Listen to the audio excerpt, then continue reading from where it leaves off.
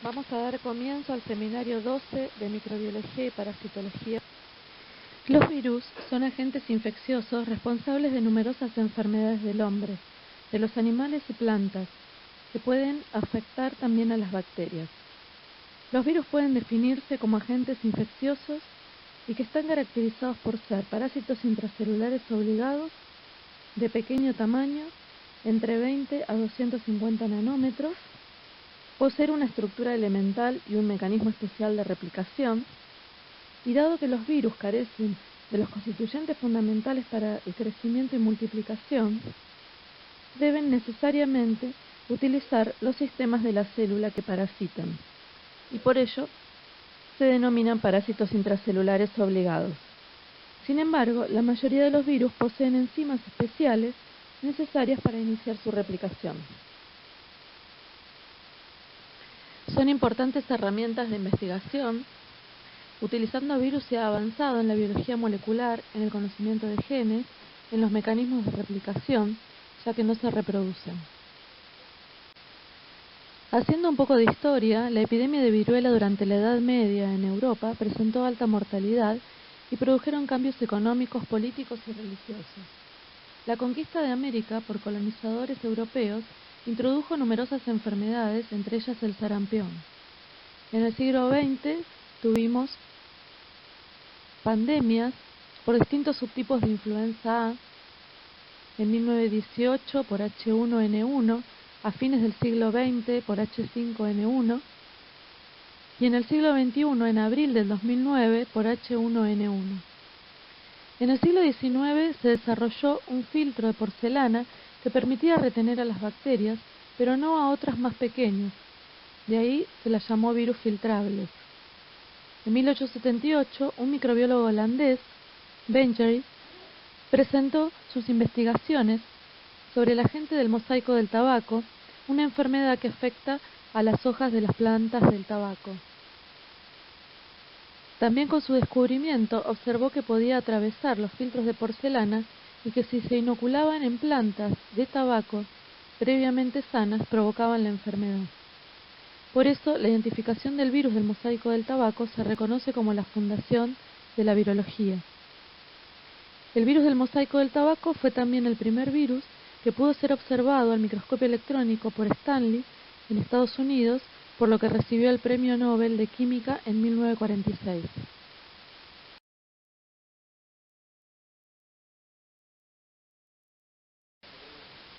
Los virus pueden estudiarse por métodos físico-químicos o bien por medio de procedimientos que demuestren su capacidad infecciosa. En los métodos físico-químicos podemos detectar partículas virales, actividad enzimática, antígenos o ácidos nucleicos a través de distintas técnicas. Por ejemplo, las partículas virales por microscopía electrónica, los antígenos a través de maglutinación y los ácidos nucleicos por PCR. Los métodos para detección de infectividad pueden ser a través de huevos embrionados, cultivos celulares o animales de experimentación. El microscopio electrónico básicamente brinda dos tipos de información: el recuento total del número de partículas virales en un preparado y la apariencia o estructura de las partículas. Hay dos tipos básicos de microscopía electrónica: de transmisión y de barrido. La de barrido permite ver superficies, pero no puede ver más de 10.000 por, y no se utiliza en virología. El microscopio electrónico de transmisión permite la observación de la muestra en cortes ultrafinos. Para utilizar un microscopio electrónico de transmisión debe cortarse la muestra con ultramicrótomo.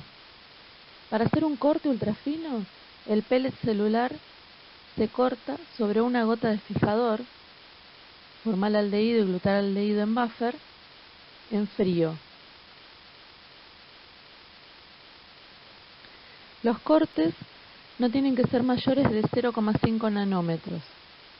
Luego se lo posfija con tetróxido de osmio al 1%, se lo pasa por distintos alcoholes para deshidratación del 50 al 100%, se clarifica con acetona y se hacen tacos incluyéndolos en resinas epoxi, que polimerizan a 75 grados luego de 48 horas. Luego son teñidos con acetato de uranilo y citrato de plomo, y lo que uno puede observar: oscuro es electrón denso y blanco electrón lúcido. Cuando observamos el microscopio electrónico lo vamos a ver en blanco y negro. Y para realizar tinción negativa se utiliza una muestra sin fijar. Lo que se hace es contrastar con acetato de uranilo, no hay cortes y lo que se ve es por contraste. Con respecto a la estructura viral, se determinó que estaba constituida por ácidos nucleicos y proteínas. Los virus poseen un solo tipo de ácido nucleico, ya sea ADN o ARN. Una partícula viral está constituida por el ácido nucleico, protegido por una cubierta proteica denominada cápside, y a veces por una envoltura de composición lipoproteica. La cápside está constituida por unidades estructurales, que son los capsómeros, que son las unidades morfológicas que representan a las unidades estructurales. El conjunto de cápside y ácido nucleico recibe el nombre de núcleo cápside. Las proteínas estructurales son aquellas que, codificadas por el virus, se encuentran formando parte del virión, y las no estructurales son requeridas para la replicación, pero no están en el virión, sino que se sintetizan en la célula tras ser infectada. Con respecto al tamaño de los virus, es definitivamente submicroscópico y oscila entre los 20 nanómetros, que son los más pequeños, virus de la familia de los Parvoviridae, y los 250 nanómetros, que son algunos virus de la familia Poxviridae. Bueno, repitiendo algunos conceptos, los virus tienen un solo ácido nucleico, ya sea ADN o ARN, pueden parasitar animales, vegetales o bacterias, requieren tener un ácido nucleico y la cápside que lo recubre, algunos pueden ser envueltos, y se considera que virión es la partícula viral completa con capacidad infectante. La mera observación por microscopía electrónica de transmisión no nos permite aseverar que son infectivos. Por eso que cuando hablamos de lo que observamos en microscopía electrónica, hablamos de partículas virales, porque no sabemos su capacidad infectiva. Otro dato es que el proceso de replicación es muy ineficiente y se generan partículas defectivas que no contienen el ADN viral, sino que pueden contener el ADN celular y expresar en la superficie algunas proteínas propias del virus. La cápside tiene las siguientes funciones: la protección del ácido nucleico de la desecación y de las enzimas tissulares, la de presentar estructuras que permitirán la unión del virus a los receptores de membrana de la célula que infectarán. Esto sucede en los virus desnudos, es decir, carentes de envoltura, y la de actuar como complejo antigénico, estimulando la respuesta inmune del huésped. La mayoría de los virus desnudos son resistentes al medio externo, a la desecación y a los solventes de lípidos.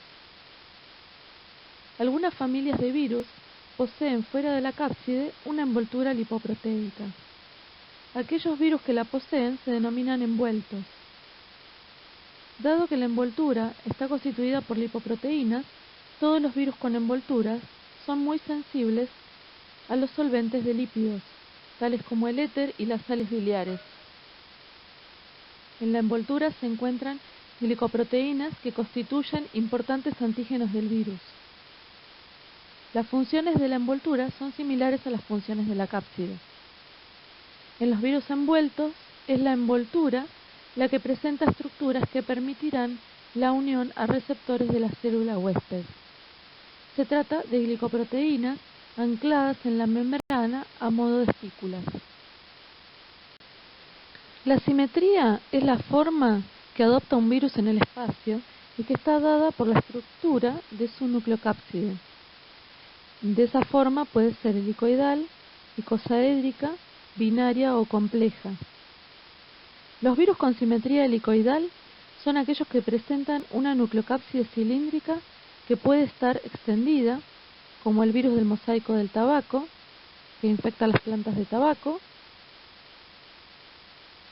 o en el bacteriófago M13. Ambos son virus desnudos. O bien arrollada sobre sí misma y recubierta por una envoltura, como por ejemplo con el virus influenza, que vemos ahí. En el A vemos el virus del mosaico del tabaco y en el B la forma del virus envuelto, que es el virus influenza. Los virus con simetría icosaédrica son poliedros, regulares, con caras triangulares, aristas y vértices. Los virus con esta simetría pueden ser desnudos, por ejemplo, el virus de la polio o el adenovirus, o estar recubiertos de envoltura, como los herpes virus o los togavirus. Los virus con simetría binaria poseen una cabeza con simetría icosaédrica y una cola con simetría helicoidal, por ejemplo algunos bacteriófagos. Y se denominan virus de simetría compleja aquellos que presentan una nucleocápside helicoidal o icosaédrica recubierta por una envoltura laxa. Pueden ser ovoides, esféricos o pleomórficos, dado que la envoltura no es rígida, tal como es el caso de los poxvirus, que presentan forma de ladrillo. Pasamos al estudio de los modelos que disponemos para estudiar a los virus con su capacidad de infectividad intacta. Básicamente es el estudio en huevos embrionados, animales de laboratorio y cultivos celulares, que ahora vamos a hablar de estos tres casos. Con respecto a los huevos embrionados, para su empleo se inocula el agente en cuestión en la membrana coriolactoidea, en el saco vitelino o en el embrión, y tras un tiempo de incubación se observará macroscópicamente las lesiones que pueden producir en dichas zonas. Esto ya no se utiliza más en virología. Con respecto a los animales de experimentación, entre ellos hay roedores, se utilizan para el estudio de la patogénesis viral. Se pueden inocular por diferentes vías y tras un tiempo determinado, que depende del agente en cuestión, se puede observar y estudiar las acciones del virus. No se emplea para diagnóstico virológico. Acá nos vamos a detener un poco más. Los cultivos celulares constituyen la herramienta de mayor uso para el estudio de los virus. Básicamente, para su preparación se parte de tejidos que son disociados por disrupción mecánica, seguida de un tratamiento con enzimas proteolíticas en una suspensión celular simple. Luego son suspendidos en medios de cultivo líquido, depositados en frascos o placas. Tras dividirse, las células cubrirán la superficie. Por ejemplo, células epitelioides, fibroblásticas, se van a adherir, van a formar una monocapa y a partir de esa monocapa uno empieza el estudio. Existen distintos tipos de cultivos, los cultivos primarios, los cultivos de células diploides y las líneas continuas o heteroploides. El cultivo primario se prepara de tejidos animales, como se explicó previamente. No superan los 5 o 10 pasajes celulares. Los cultivos de células diploides son una población de células de un determinado tipo que pueden llegar a soportar 20 a 50 pasajes. mientras que las líneas heteroploides es un tipo celular simple que tiene una capacidad de división infinita, que por lo general proviene de tejidos tumorales, que no se puede utilizar para vacunas, justamente porque proviene de tejidos tumorales. Un ejemplo son las líneas celulares continuas, HeLa, que provienen. ¿Cómo podemos evidenciar el crecimiento viral en un cultivo celular? Bueno, la capacidad lítica de algunos virus sobre las células en las cuales replican pueden evidenciarse por la desunión a la superficie plástica del soporte donde están cultivados. A medida que el número de células infectadas va creciendo, los cambios se hacen visibles para dar los llamados efectos o acciones citopáticas. Estos pueden ser diversos, aunque básicamente los podemos dividir en dos grandes grupos: los que producen cambios morfológicos y la formación de cuerpos de inclusión. Las alteraciones morfológicas que podemos observar son pignosis nuclear, proliferación de membrana nuclear, vacuolas en el citoplasma, sincicios, que son células gigantes multinucleadas por fusión celular, redondeamiento y desprendimiento celular. Y los cuerpos de inclusión podemos observar viriones en el núcleo, nucleocápsides en citoplasma, por ejemplo los cuerpos de Negri en el virus de la rabia, y presencia de cuerpos de Guarnieri en los poxvirus. El tiempo requerido para la aparición de estos efectos puede variar ampliamente, entre 24 y 48 horas hasta varias semanas. ¿Pero todos los virus que se propagan en un cultivo presentan acción citopática? No. Muchos se multiplican sin causar un efecto citopático. Y en ese caso, nosotros para observar la presencia del virus requerimos de algunas técnicas. Una de ellas es la inmunofluorescencia indirecta.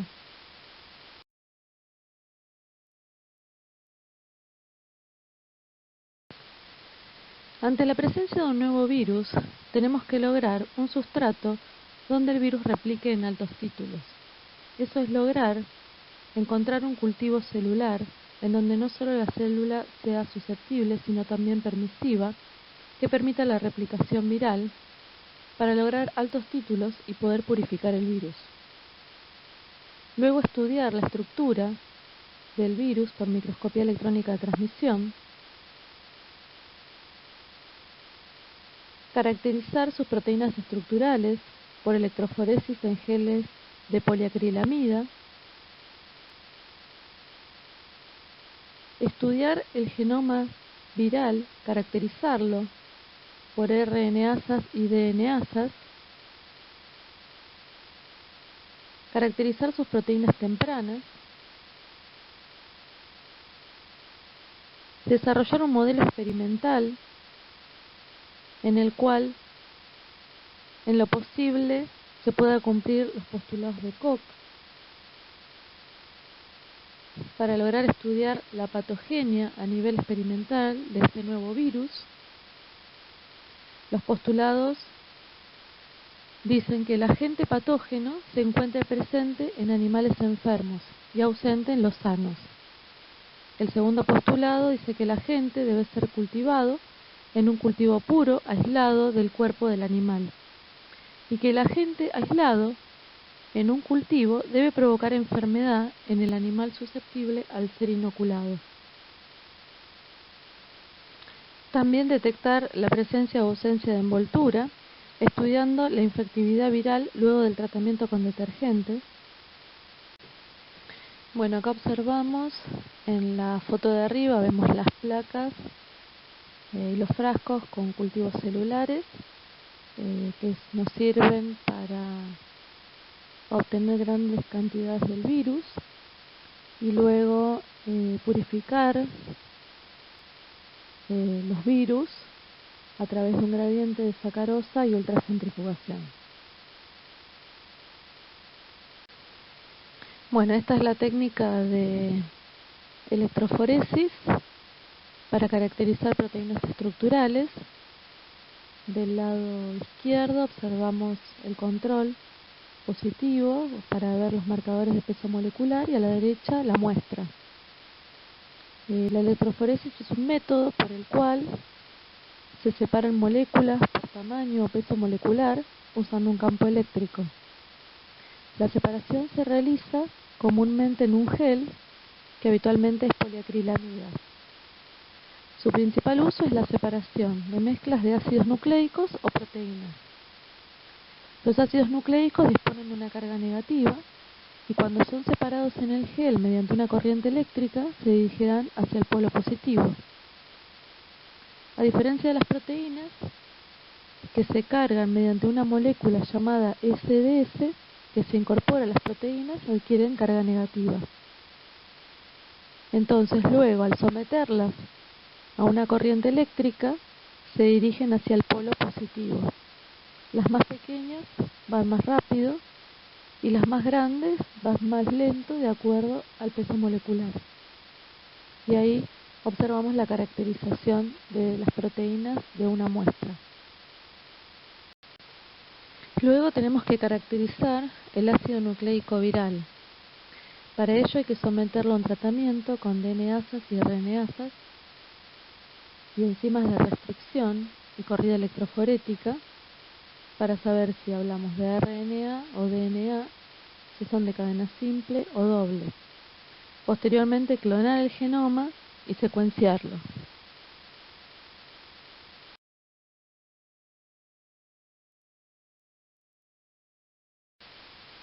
¿Cómo definimos patogénesis viral?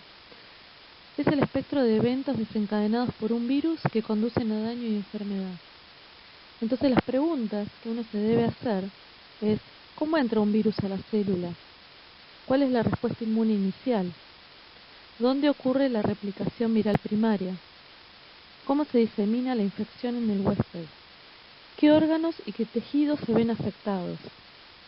¿Cómo es transmitida la infección a otros huéspedes?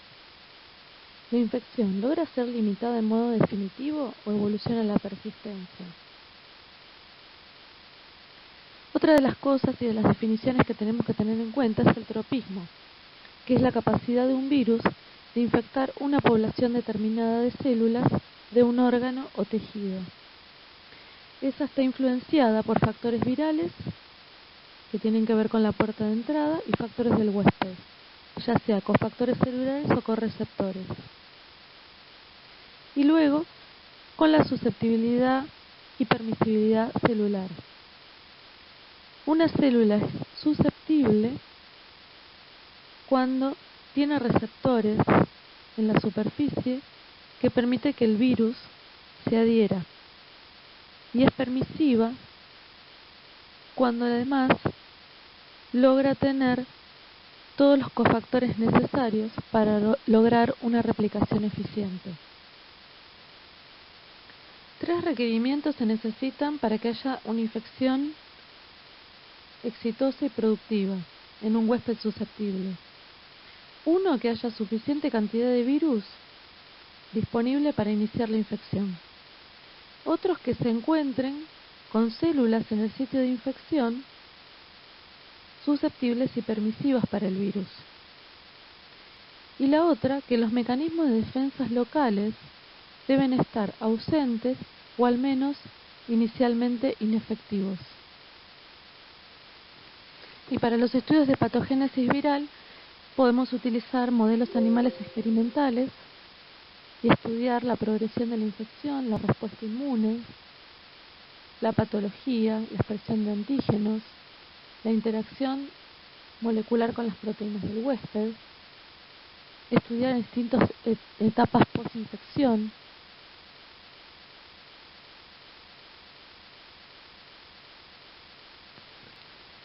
y también como patogénesis viral a nivel celular podemos utilizar cultivos celulares, estudiando los receptores, los mecanismos de entrada, salida del virus, los efectos citopáticos que ya hablamos previamente.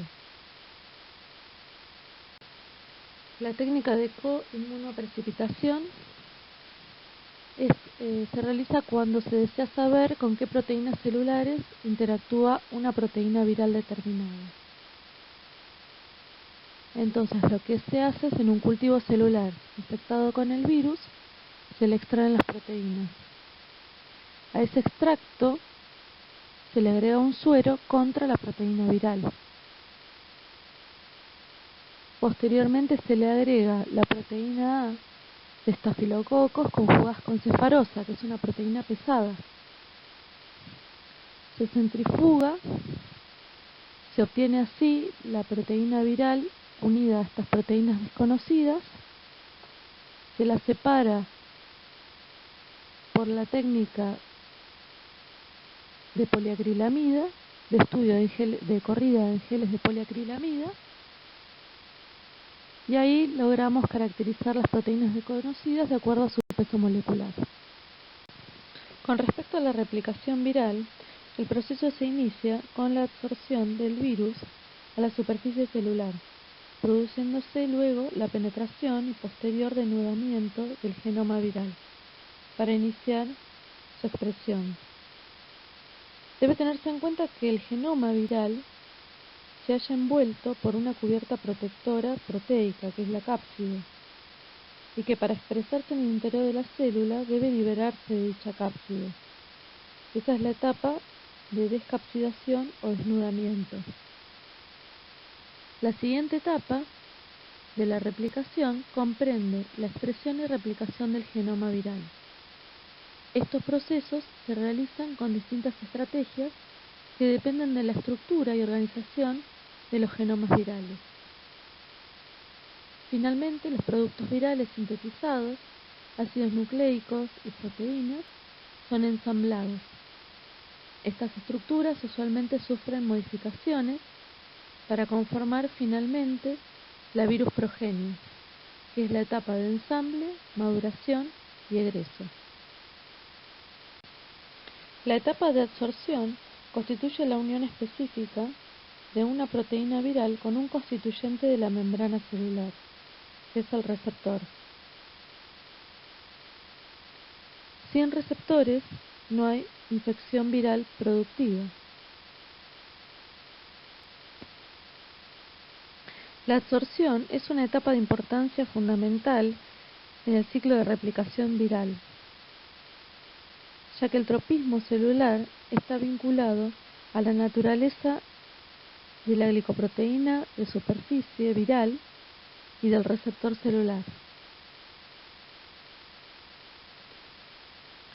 Posteriormente ocurre la penetración, inmediatamente después de la absorción, y se realiza por uno de los dos mecanismos siguientes: la endocitosis mediada por receptor o la fusión. Todos los virus desnudos penetran en la célula siguiendo el camino de la endocitosis mediada por receptor. En este caso, los virus utilizan un mecanismo celular preexistente. Los virus absorbidos a los receptores celulares son englobados formando una vesícula pequeña cubierta externamente por moléculas de clatrina, y luego rápidamente se forman endosomas desde donde se libera al citoplasma la nucleocápside viral, genoma y proteína.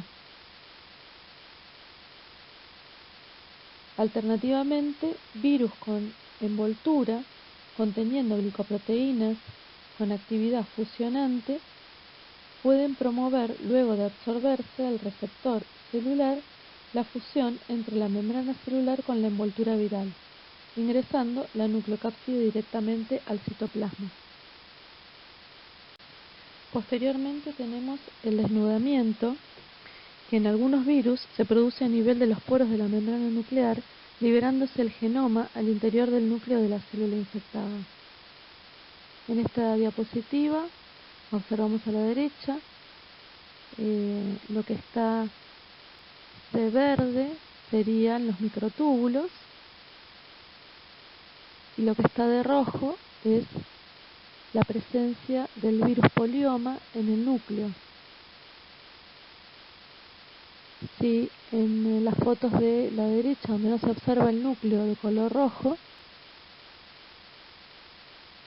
es porque se realizó una despolimerización de los microtúbulos y debido a eso no llega el virus hacia el núcleo.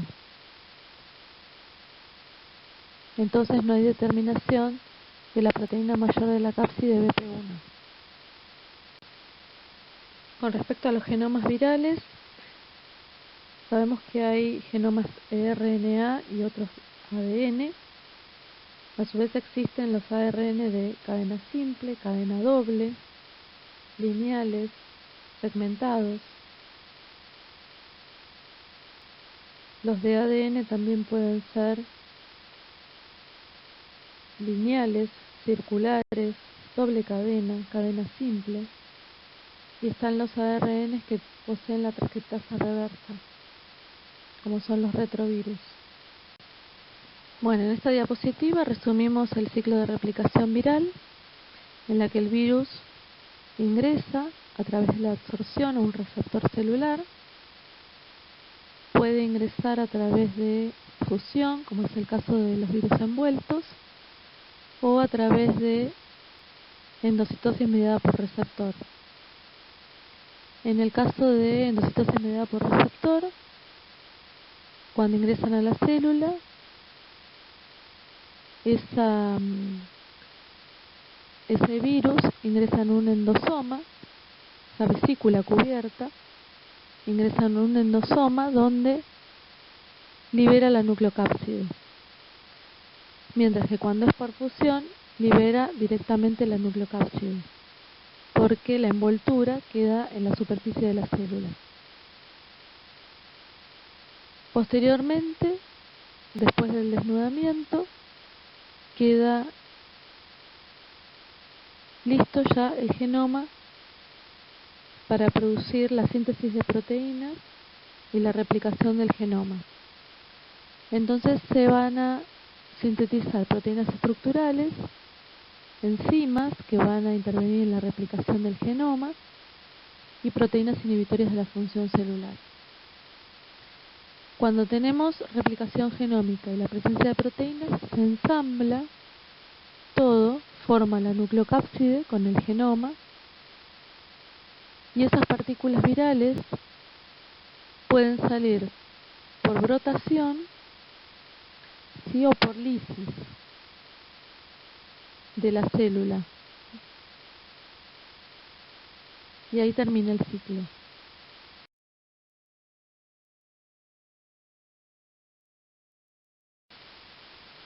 En el caso de los virus envueltos, la salida de ellos en células que están polarizadas determina el grado de diseminación. Los que brotan por apical van a producir infecciones localizadas, mientras que los que brotan por la membrana vasolateral suelen producir diseminación con viremia. El estudio de la patogénesis viral implica el conocimiento de los procesos mediante los cuales un virus produce enfermedad en el huésped. Es importante también recordar que un virus puede ingresar y replicar en un huésped y aún inducir una respuesta inmune, pero sin producir signos ni síntomas de enfermedad. Y a nivel temporal, las infecciones pueden ser de corta duración y autolimitadas, que son las infecciones agudas, o pueden ser de duración prolongada, produciendo infecciones persistentes que pueden permanecer durante toda la vida del huésped. Para que un virus pueda propagarse eficientemente en la naturaleza, debe poseer la capacidad de pasar de un huésped infectado a otros huéspedes susceptibles. Ese es el primer paso de este proceso en la diseminación desde el huésped inicial. Existen varias rutas para la diseminación viral. Los virus entéricos son diseminados en altos títulos y por periodos prolongados a través de materia fecal. Algunos virus respiratorios se diseminan por aerosoles producidos por la tos o estornudos. Otros virus a través de la saliva, de secreciones nasales, o por contacto directo con estas sustancias que se pueden encontrar en fomites. Los virus que infectan el tracto genital están frecuentemente en las secreciones genitales. La transmisión sexual a través del semen infectado tiene un rol muy importante en la transmisión de virus, herpes, HIV. Los virus presentes en la leche y en el calostro también pueden ser causantes de algunas infecciones perinatales, como el HIV. Aunque muchos virus se pueden encontrar en orina, esta no constituye una fuente importante de transmisión viral. Una excepción importante a esta regla pueden ser los arenavirus y hantavirus, para los que la orina de los roedores es una fuente importante de transmisión viral, y el contacto con los aerosoles resultantes de la orina deshidratada puede provocar infección en humanos. En otros casos, la sangre u otros tejidos infectados pueden ser una fuente importante de transmisión viral, como es el caso de hepatitis B, C, HIV, HPLV.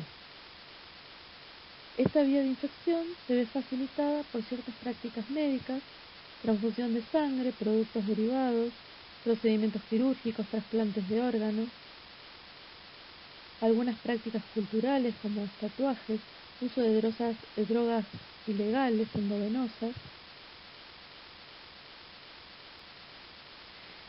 Y en el caso de los arbovirus, la transmisión mediante un artrópodo desde un huésped virémico a un individuo no infectado constituye una parte esencial del ciclo de vida natural de los virus.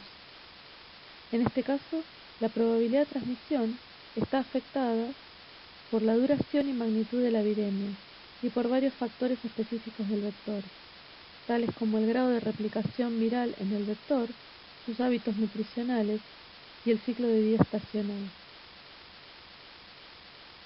La transmisión de una infección por material contaminado con sangre infectada es también una parte integral del ciclo vital de muchos virus que producen síndromes de fiebres hemorrágicas.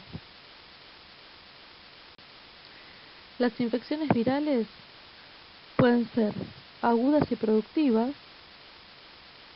en donde se realiza la replicación viral con altos títulos, respuesta inmune efectiva, corto tiempo, sin secuelas.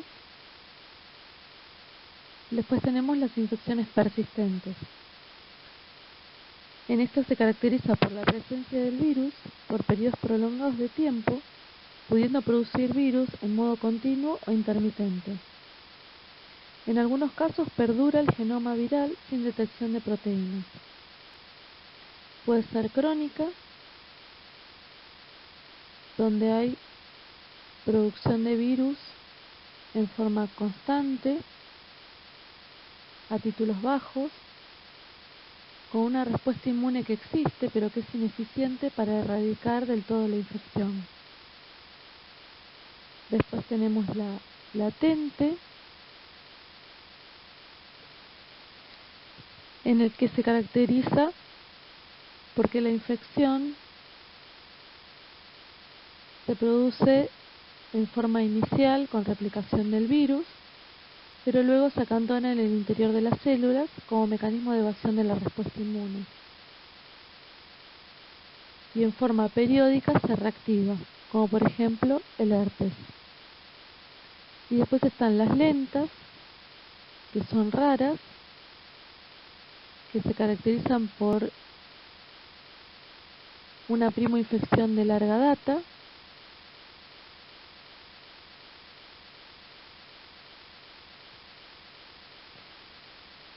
y que luego de largos periodos de evolución en el que no se detecta el agente, puede desencadenar cuadros clínicos que pueden conducir a la muerte. Y uno de los que se considera es la panencefalitis esclerosante subaguda en los pacientes que tuvieron sarampión,